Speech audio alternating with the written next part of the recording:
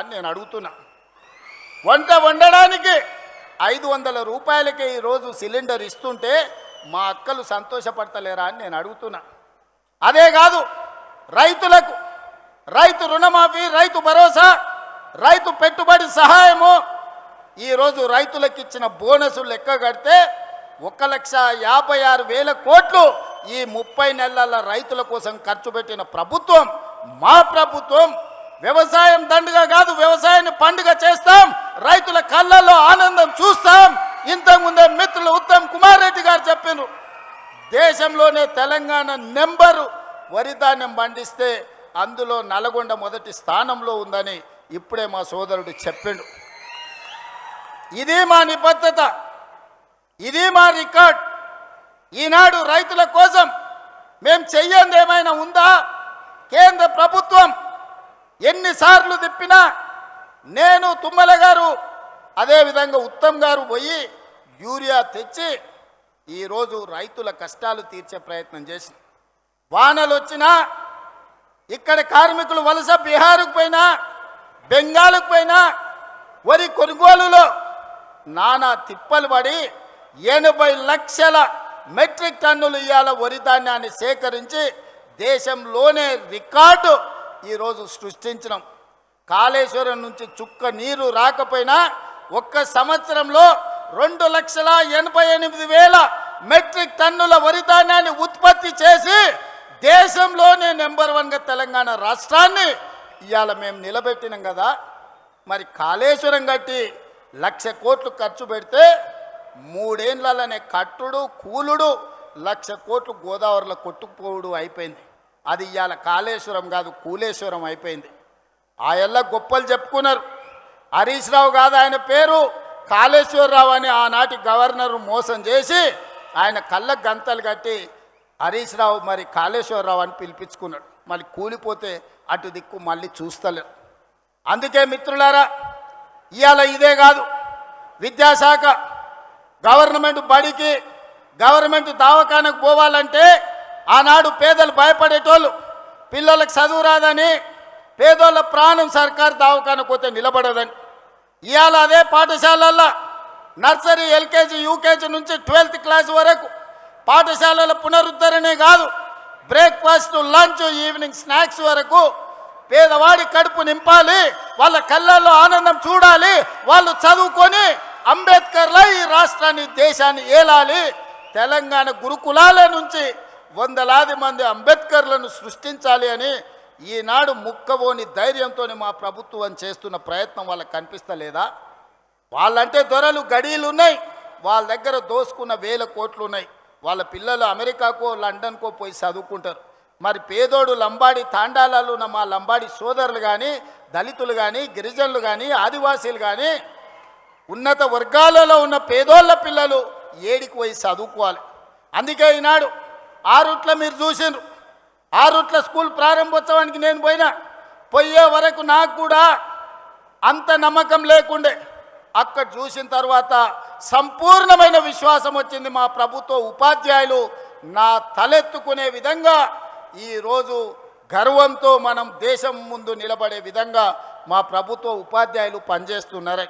అందుకే ఈనాడు విద్య విషయంలో కావచ్చు, వైద్య విషయంలో కావచ్చు, సంక్షేమ విషయంలో కావచ్చు, అభివృద్ధి విషయంలో కావచ్చు, 40 ఏళ్ల నుంచి రావణ కాష్టంలా వెలుగుతున్న ఎస్సీ ఉపకులాల వర్గీకరణను శాశ్వతంగా పరిష్కరించింది మేము కాదా?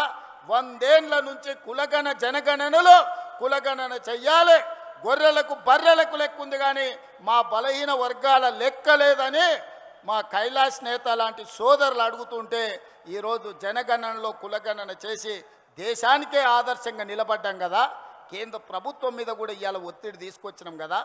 ఇవన్నీ మేము సాధించిన విజయాలు కాదా? 2.5 సంవత్సరాలలో 30 నెలల్లో 70,000 ప్రభుత్వ ఉద్యోగాలు ఇచ్చిన ఏ ప్రభుత్వం ఉన్నా ఈ దేశంలో నేను సూటిగా సవాలు విసురుతున్నా.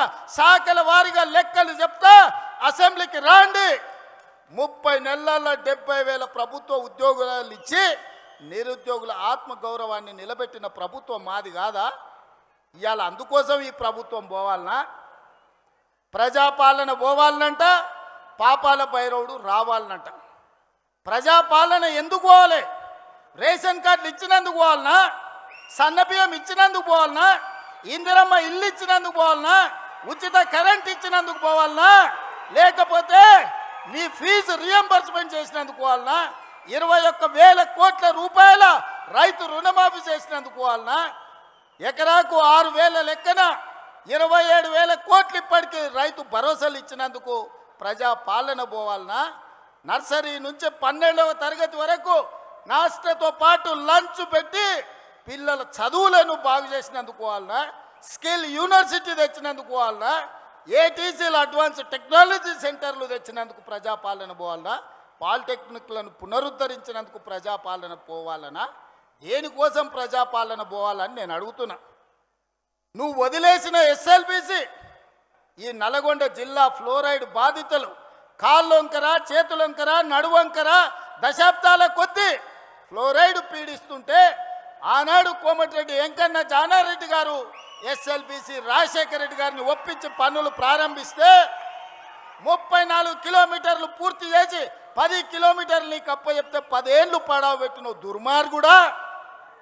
నువ్వు పడావు పెట్టిన ఎస్ఎల్బిసిని మేము పూర్తి చేసి 3,60,000 ఎకరాలు నల్లగొండకు తాగునీరు సాగునీరు ఇస్తున్నందుకు ఈరోజు మేము పోవాలేనా? దేనికి పోవాలి? మూసి కాలుష్యం. మా అక్కలీడుండ్రు, మా ఐలే ఆడున్నాడు, మా కుంభమణిలు ఈయనే ఉన్నాడు. నా జన్మదినం అంటే హైదరాబాద్లో ఉండకుండా భువనగిరికి వచ్చి పాదయాత్ర చేసిన లక్ష్మీ నరసింహస్వామిని దర్శనం చేసుకొని భువనగిరి మూసి ఎంబడి చేసిన. ఆ మురికి గురించి ఇంకా నేను చెప్పుడు కంటే మా అక్కలు చెప్పారు. ఒక అక్క వచ్చి నాతో మాట్లాడింది, అయ్యా నిన్న మొన్ననే నా దగ్గరకు వచ్చి పలకరించి మాట్లాడితే ఎంతమంది పిల్లలు అడిగిన, 2 పిల్లలు, పెద్దోడు ఉన్నాడయా, కొడుకు చిన్నామె బిడ్డ అని. ఏం చేస్తున్నారంటే నిన్న మొన్ననే కొడుకు పెళ్లి చేసిన వాని పట్నం తోలినా అన్నది. ఎందుకక్క పట్నం ఎందుకు తోలినామంటే, అయ్యా పెళ్ళైన పిల్లలు ఈడుంటే ఈడ ఉండే నీళ్లు తాగినా ఈడ వండిన పంటలు తింటే వాళ్ళ కడుపులో పుట్టబోయే బిడ్డ కన్నొంకర్ను కాలొంకర్ను పోతుంది. ఈ మూసి కాలుష్యము మా పట్ల కర్కశంగా రాక్షసంగా ఉన్నది. వాసన చూస్తున్నావు కదయ్యా, నాకు ఇష్టం లేకపోయినా నా కొడుకుని పట్నంలో కూలినాలు చేసుకోమని పంపించిన అని చెప్పింది. అంటే ఇవాళ మూసి కాలుష్యంతో అటు ఇబ్రాహీంపట్నం కావచ్చు, భువనగిరి కావచ్చు, కొత్త మునుగోడు కావచ్చు, నల్గొండ ఆ దారి మొత్తము ఇవాళ మీ పరిస్థితులు ఎంత దారుణంగా ఉన్నాయో. మరి మూసి ప్రక్షాళన చేస్తున్నందుకు ఇవాళ దిగిపోవాలనా? దేనికోసం దిగిపోవాలని నేను అడుగుతున్నా. పాపాల భైరవుడు రావాలనంట. పాపాల భైరవుడు వస్తే ఏం చేస్తాడయ్యా? మా రాజకీయ నాయకుల ఫోన్లు విన్నాడంటే సరే మా మీద ఏదో కోపం ఉంది అనుకోవచ్చు. అధికారుల ఫోన్లు విన్నాడంటే అధికారులు ఏం చేస్తున్నారో కనుక్కోనికి విన్నాడు అనుకోవచ్చు. రాజకీయ నాయకులు పోయిరి, అధికారులు పోయిరి,